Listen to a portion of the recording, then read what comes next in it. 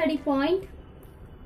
Friends, आपने thumbnail में बिल्कुल सही पढ़ा है कि मेरा मन कर रहा है कि मैं दोबारा से स्कूल पहुंच जाऊं, और हो सकता है ये वीडियो देखने के बाद आपका भी मन करे कि आप दोबारा से स्कूल पढ़ने जाएं, क्योंकि मैं इस वीडियो में बात करने वाली हूं NAP 2020 के बारे में, न्यू एजुकेशन पॉलिसी। तो आपको जानकर बहुत ही खुशी होगी कि हमारा जो शिक्षा का ढांचा है वो बिल्कुल चेंज हो चुका है, उसमें परिवर्तन आ गया है। यानी कि अब जो स्कूल में पढ़ाई हो रही थी उसमें चेंज आ गया है। अब पढ़ाई कुछ अलग तरीके से होगी, कुछ मजेदार तरीके से होगी। देखिए, हमारे इंडिया के स्कूलों का जो हाल है वो किसी से भी छुपा नहीं है। अब सभी जानते हैं कि उसमें पढ़ाई कैसी होती है, टीचर्स कैसे होते हैं और बच्चे किस तरह से पढ़ाई करते हैं। तो ये बहुत ही जरूरी था कि हमारी जो एजुकेशन सिस्टम है, और अब ये चेंज आ चुका है। 29 जुलाई 2020 को ये पॉलिसी लाई गई है NAP, और इस पॉलिसी को कैबिनेट से मंजूरी भी मिल चुकी है। देखिए, अगर हमें अपने देश का विकास करना है, अगर हमें अपने बच्चों का, हमें अपने छात्रों का भविष्य उज्जवल बनाना है, तो बहुत जरूरी है कि हमारे एजुकेशन सिस्टम में परिवर्तन लाया जाए और स्कूली जो ढांचा है उसको बहुत ही अच्छा बनाया जाए। तो अब जो है NAP के जरिए ये क्रांतिकारी परिवर्तन आ चुका है, और ये सरकार का एक बहुत ही अच्छा कदम है। सरकार ने जो पॉलिसी बनाई है ये उनका एक बहुत अच्छा कदम है, पर अगर इस पर अमल हो तो, अगर इस पर अमल ना हो तो फिर ये पॉलिसी बेकार है। फ्रेंड्स, अगर ये पॉलिसी इम्प्लीमेंट हो जाती है तो बहुत ही ज्यादा फायदा होने वाला है हमारे देश को, हमारे स्टूडेंट्स को और हमारी आने वाली पीढ़ी को। पर अगर ये पॉलिसी सिर्फ एक पॉलिसी बन के रह जाती है तो फिर कोई फायदा नहीं होने वाला। अगर इस पॉलिसी को ग्राउंड पर नहीं उतारा जाता, इस पर काम नहीं किया जाता, तो ये पॉलिसी सिर्फ एक पॉलिसी बन के रह जाएगी। और आप सभी जानते हैं कि पॉलिसी बनाना, बड़ी बड़ी बातें करना बहुत ही आसान है, पर उस पर काम करना बहुत मुश्किल है, पर इम्पॉसिबल नहीं है। अगर सरकार ये पॉलिसी लागू कर देती है और जो इस पॉलिसी में वादे किए गए हैं, जो काम बताया गया है, अगर वो सारे काम हो जाते हैं तो बस बहुत ही ज्यादा तरक्की होने वाली है हमारे देश में। तो चलिए अब जानते हैं कि ये न्यू एजुकेशन पॉलिसी है क्या और इसमें क्या क्या बदलाव आए हैं। फ्रेंड्स, जो इसमें सबसे बड़ा बदलाव आया है वो ये है कि जो स्ट्रीम सिस्टम है इसको जो है खत्म कर दिया गया है। यानी कि आपको पता ही होगा कि 10th क्लास के बाद हमको एक स्ट्रीम चूज करनी पड़ती थी। हमको या तो आर्ट्स लेना पड़ता था, या फिर कॉमर्स लेना पड़ता था, और या फिर साइंस चूज करना पड़ता था। इन तीनों में से हमें एक स्ट्रीम चूज करनी पड़ती थी, और उसी स्ट्रीम के अनुसार उसमें जो सब्जेक्ट्स होते थे हमें बस उन्हीं को पढ़ना पड़ता था। हम अपनी मर्जी से कोई भी सब्जेक्ट नहीं ले सकते थे, जो स्ट्रीम में होगा हम वही सब्जेक्ट पढ़ सकते थे। जैसे अगर हमने आर्ट्स ले लिया है तो हम कॉमर्स का सब्जेक्ट मैथ्स नहीं पढ़ सकते। अगर हमने साइंस ले लिया है तो हम हिस्ट्री नहीं पढ़ सकते। अगर हमने कॉमर्स ले लिया तो हम हिस्ट्री नहीं पढ़ सकते। पर अब ऐसा नहीं है। तो फ्रेंड्स, अब आपको आजादी है अपनी मनपसंद के सब्जेक्ट चुनने की। यानी कि अब आप साइंस के साथ मैथ्स भी ले सकते हैं,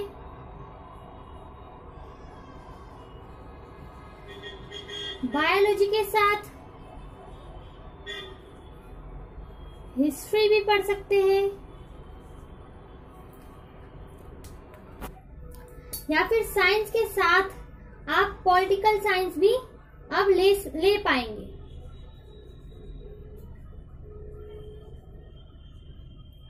तो अब आपको पूरी आजादी है कि आप अपनी पसंद के अनुसार जो है सब्जेक्ट को चुन सकते हैं। स्टूडेंट्स एंड फ्रेंड्स, जो दूसरा बड़ा बदलाव आया है नई शिक्षा नीति का, वो है कि 10+2 का जो स्ट्रक्चर है, जिस पर हमारा एजुकेशन सिस्टम काम करता था, अब इस स्ट्रक्चर को बदलकर 5+3+3+4 का एक नया स्ट्रक्चर लाया गया है। यानी कि अब जो हमारा एजुकेशन सिस्टम है वो इस स्ट्रक्चर के अनुसार काम करेगा। पहले क्या 10+2 क्या है कि पहले हम फर्स्ट क्लास से लेकर 10 क्लास तक पढ़ाई करते थे, और फिर कोई एक स्ट्रीम चूज करके हम 11th और 12th करते थे।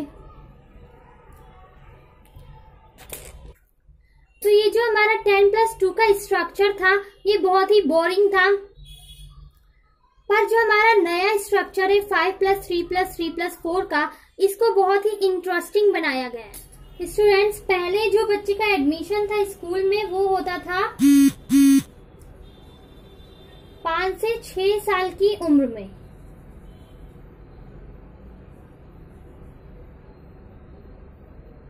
पर अब बच्चे का एडमिशन 3 साल की उम्र में ही स्कूल में हो जाएगा।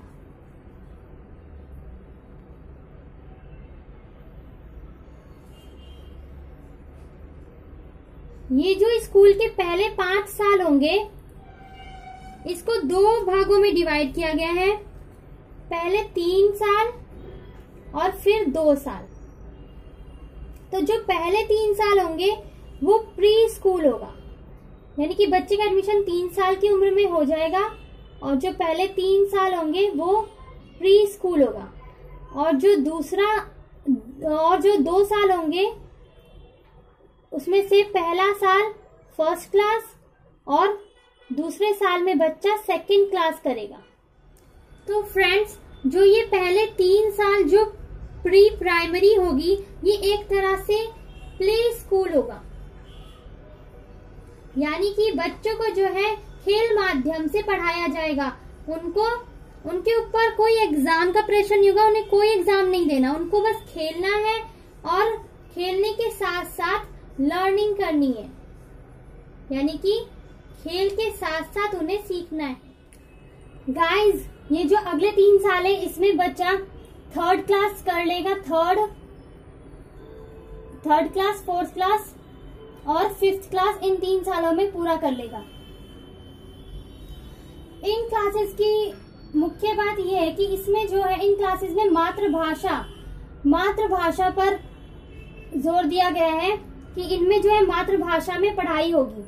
इंग्लिश की अनिवार्यता को समाप्त कर दिया गया है, जहाँ की जो भाषा है जिस जगह की, उसी भाषा में वहां पर पढ़ाई होगी। और इन क्लासेस में फोकस किया गया है प्लेइंग मेथड पर, डिस्कवरी पर,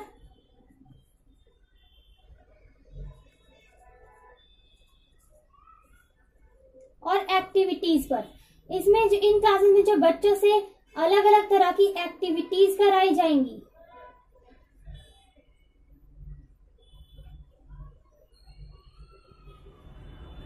गाइस, ये जो नेक्स्ट 3 इयर्स है इसमें बच्चा 6 to 8th क्लास करेगा, और इस स्टेज को जो है मिडिल स्टेज कहा गया है। इस स्टेज में बच्चे जो है बहुत सी चीजें सीखने वाले हैं, बहुत सी लैंग्वेजेस सीखने वाले हैं। तो ये जो स्टेज है बहुत ही महत्वपूर्ण होने वाला है और मजेदार होने वाला है बच्चों के लिए, स्टूडेंट्स के लिए। तो देखिए इन क्लासेस में क्या व्यवस्था की गई है। वोकेशनल कोर्सेज रखे गए हैं इन क्लासेस में, जैसे कि सेलिंग, ड्राइविंग, कारपेंट्री, सिलाई, म्यूजिक। तो इन सब का अरेंजमेंट किया गया है। तो जो है इन क्लासेस में बच्चों को वोकेशनल कोर्सेज कराए जाएंगे, और बच्चे जो है पढ़ाई के साथ साथ कोई काम भी सीख पाएंगे। तो ये सरकार का एक बहुत ही अच्छा कदम है बच्चों को आत्मनिर्भर बनाने का। इन क्लासेस में बच्चों को बहुत सी लैंग्वेजेस सीखने को मिलेंगी, इंग्लिश, हिंदी, संस्कृत, फ्रेंच और भी कंट्रीज की जो है लैंग्वेजेस इसमें एज एन ऑप्शन बच्चों को मिलेंगी। वो जो अपनी पसंद के मुताबिक जो भी जिस लैंग्वेज को पढ़ना चाहे पढ़ सकते हैं। इसमें बच्चे को कंप्यूटर कोडिंग भी सिखाया जाएगा। इससे जो है बच्चों को तकनीकी ज्ञान को विकसित करने की भी कोशिश की जाएगी। तो अब आप देखेंगे कि 9th और 12th क्लास में क्या क्या बदलाव आए हैं। सबसे पहले तो स्ट्रीम सिस्टम को जो है खत्म कर दिया गया है। जैसे कि मैंने आपको बताया कि अब आप अपनी पसंद के सब्जेक्ट, अपनी पसंद के अनुसार जो है सब्जेक्ट चूज कर सकते हैं।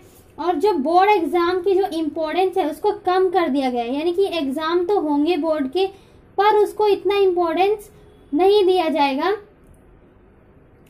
अब जो है बच्चे की एक्टिविटीज देखी जाएगी, उसके मार्क्स जुड़ेंगे और जो है बच्चा जो है क्लास में किस तरह से रहता है उनके भी जो है मार्क्स अब रिपोर्ट कार्ड में जुड़ेंगे। फ्रेंड्स, न्यू एजुकेशन पॉलिसी में जो बच्चे का रिपोर्ट कार्ड है अब वो किस तरह से तैयार होगा, इसमें भी बदलाव आ गए हैं। अब जो है बच्चे का परफॉर्मेंस 3 स्तरों पर देखा जाएगा। सबसे पहले तो छात्र जो रिपोर्ट कार्ड तैयार होगा उसमें छात्र स्वयं को नंबर देगा, खुद को नंबर देगा कि वो अपने आप को किस लेवल पे देखता है, ठीक है। और फिर दूसरा, उसके जो सहपाठी हैं, उसके जो क्लासमेट्स हैं, उसके जो फ्रेंड्स वगैरह हैं, वो उसको नंबर देंगे कि ये जो छात्र है उनके साथ किस तरह से रहता था। और जो तीसरा है शिक्षक भी छात्र को उसकी जो परफॉर्मेंस है उसके अनुसार, जो क्लास में जो उसकी परफॉर्मेंस रही है उसके अनुसार जो है उसको नंबर देंगे कि उसने किस तरह से एक्टिविटीज की है और किस तरह से जो है सब चीजों में भाग लिया है और क्लास में उसका क्या रोल रहा है, उसके अनुसार जो है शिक्षक भी उसको नंबर देंगे। छात्र स्वयं जब अपने आप को नंबर देगा तो उसका जो है कॉन्फिडेंस लेवल देखा जाएगा कि वो अपने आप को कहाँ देखता है, उसका कॉन्फिडेंस क्या है। सहपाठी जो उसको नंबर देंगे, ये सबसे मजेदार चीज है क्योंकि अब जो है छात्र अपने सहपाठियों के साथ अच्छे से रहेगा, लड़ाई वड़ाई नहीं करेगा। और अगर उसको एक डर रहेगा कि अगर उसने किसी से लड़ाई की तो एग्जाम में या फिर रिपोर्ट कार्ड में जो है उसका भुगतान उसे करना पड़ेगा।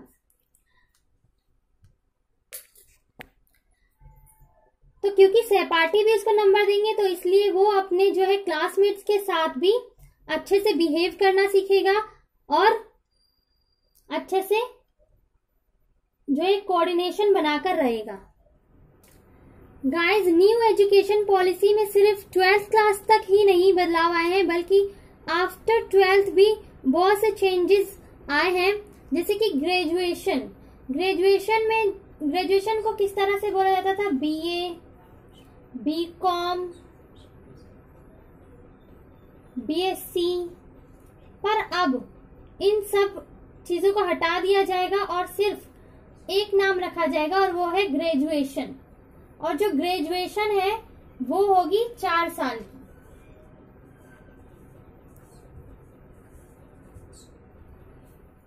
ग्रेजुएशन में जो है ये एक बहुत बड़ा चेंज आया है जो मुझे बहुत ही ज्यादा पसंद आया कि आपको फर्स्ट ईयर करने के बाद जो है सर्टिफिकेट मिल जाएगा, सेकेंड ईयर करने के बाद डिप्लोमा मिल जाएगा और थर्ड ईयर के बाद आपको जो है डिग्री मिल जाएगी और 4 ईयर के बाद आपको रिसर्च डिग्री मिल जाएगी। पहले क्या होता था कि बच्चा अगर फर्स्ट ईयर कर लेता है, सेकेंड ईयर कर लेता है और थर्ड ईयर नहीं कर पाता तो उसका सब कुछ जो है बेकार हो जाता है और ऐसा मेरे साथ भी हुआ है। पर अब जो है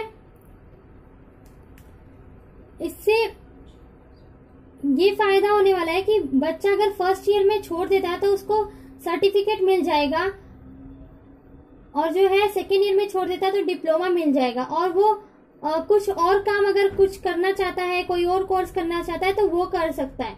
और अगर बाद में फिर से अगर वो 3rd ईयर करना चाहता है तो वो दोबारा से 3rd ईयर कर सकता है और 3rd ईयर के बाद उसे डिग्री मिल जाएगी। मुझे इस बात का थोड़ा सा अफसोस रहेगा कि ये मेरे टाइम पर क्यों नहीं था। मैंने 1st ईयर कर लिया था, 2nd ईयर कर लिया था, फिर जब 3rd ईयर करना था तो किसी प्रॉब्लम की वजह से मैंने पढ़ाई छोड़ दी थी और मेरा सारा जो है फिर से बेकार हो गया था और मुझे दोबारा से ग्रेजुएशन करनी पड़ी थी। तो ये जो चेंज लेकर आई सरकार, ये एक बहुत ही अच्छा चेंज है। गाइस, न्यू एजुकेशन पॉलिसी 2020, इसमें आफ्टर क्लास 12 जो हायर एजुकेशन में जो चेंजेस आए हैं वो ये है कि जो MA और MCA कोर्सेज हैं या फिर इसी तरह के और कोर्सेज जैसे PhD वगैरह, ये हो गए हैं 1 ईयर के। अब ये कोर्सेज 1 साल के हो गए हैं, पहले ये 2 साल के थे। पर ये कोर्सेज 1 साल का तब होगा ये कोर्स जब आप ग्रेजुएशन 4 ईयर का करेंगे।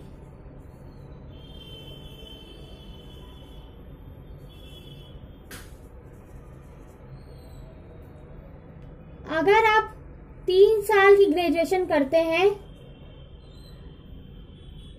अगर आप ग्रेजुएशन में 3 साल लगाते हैं तो आपको ये कोर्स 2 साल का करना होगा। ओके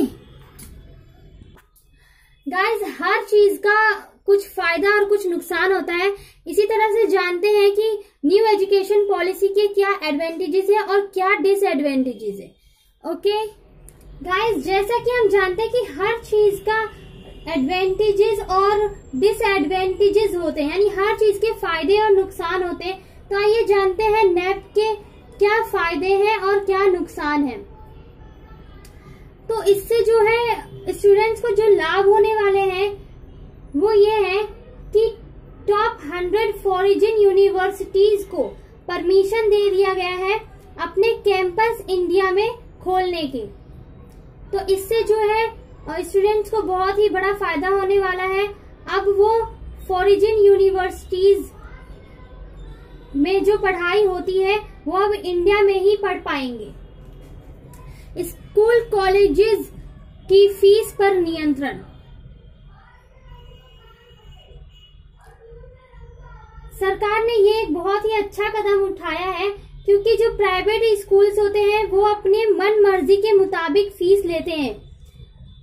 पर अब जो है स्कूल और कॉलेजेस जो प्राइवेट होते हैं उनकी फीस को निश्चित कर दिया जाएगा कि वो इतने से ज्यादा फीस नहीं ले सकते।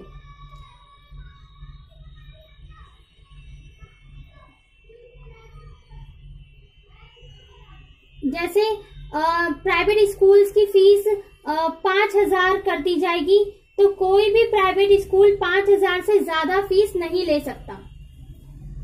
रट्टा मारने की जो प्रक्रिया है बच्चों में, जो क्रिया होती है रट्टा मारने की, कि जब एग्जाम आता है तो रट्टे मारो और पेपर दिया हो, ये अब बंद होने वाला है। क्योंकि एग्जाम्स को इस तरह से डिजाइन किया जाएगा कि बच्चे का जो है रट्टा मारना बंद हो जाएगा। उसमें वो अपनी सोच से, अपनी समझ से एग्जाम देगा और इससे जो है बच्चों की मानसिक क्षमता और योग्यता को बढ़ावा मिलेगा। ज्यादा से ज्यादा इस पॉलिसी के अंदर तकनीकी ज्ञान पर जोर दिया जाएगा, ताकि जो है बच्चे तकनीकी ज्ञान को सीख सकें। बच्चों को जो है टेक्निकल कोर्सेज कराए जाएंगे, कंप्यूटर कोर्सेज कराए जाएंगे, जिससे वो जो है स्टूडेंट्स को जो है समग्र बनाया जा सके। तो गाइज, इस पॉलिसी के बहुत से एडवांटेजेस हैं, मैंने बस कुछ इसके पॉइंट्स बताए हैं। आइए आप देखते हैं कि इसके डिसएडवांटेजेस क्या हैं। तो गाइज, इस नीति का सिर्फ फायदा ही नहीं, नुकसान भी है और इसकी आलोचना भी की जा रही है। तो इसकी जो आलोचना है उसका सबसे बड़ा कारण है लैंग्वेज। जैसे कि मैंने बताया कि 5वीं तक जो है 5th क्लास तक मातृभाषा में पढ़ाई होगी, यानी कि इंग्लिश पर कोई भी जोर नहीं दिया गया है। आपको 6th क्लास के बाद से English, Sanskrit, as an option मिलेगा। आप जिस भाषा में पढ़ाई करना चाहते हैं उस भाषा में पढ़ाई कर सकते हैं, पर 5वीं तक जो है मातृभाषा में ही पढ़ाई होगी। और हम जानते हैं कि इंग्लिश जो है हमारे लिए कितना इम्पोर्टेंट है, तो इंग्लिश पर जो है, इंग्लिश की जो अनिवार्यता है उसको समाप्त कर दी गई है। किसी भी लैंग्वेज को फोर्स नहीं किया गया है। आप जिस लैंग्वेज से पढ़ना चाहते हैं 6th क्लास से, उस लैंग्वेज को चूज कर सकते हैं। पॉलिसी को प्रैक्टिकली इम्प्लीमेंट करना मुश्किल है। हम जानते हैं कि पॉलिसी बनाना तो आसान होता है, पर हम जानते हैं कि हमारे स्कूलों का हाल क्या है, गांवों का हाल क्या है, गांव में स्कूल कैसे हैं, टीचर्स कैसे हैं। तो इस पॉलिसी को इम्प्लीमेंट करना, इसको लागू करना बहुत ही मुश्किल होने वाला है सरकार के। तो हम देखेंगे कि सरकार ने जो वादे किए, जो पॉलिसी बनाई है, वो उसे जमीन पर ला पाती है या नहीं, उस पर अमल हो पाता है या नहीं हो पाता। सो गाइज, इस वीडियो में हमने नैप न्यू एजुकेशन पॉलिसी के बारे में जाना, इसके फायदे और नुकसान को समझा। गाइज, इस वीडियो को ज्यादा से ज्यादा शेयर कीजिए, क्योंकि ये वीडियो सभी के लिए इम्पोर्टेंट है, चाहे वो स्टूडेंट्स हो या पेरेंट्स हो या कोई भी हो। तो ज्यादा से ज्यादा इस वीडियो को शेयर कीजिए, वीडियो को लाइक कीजिए, और नैप के बारे में आपके क्या विचार हैं नीचे कमेंट में लिखिए। और आपको वीडियो कैसा लगा ये भी बताइए, और तारा स्टडी पॉइंट को सब्सक्राइब कीजिए। Thank you for watching.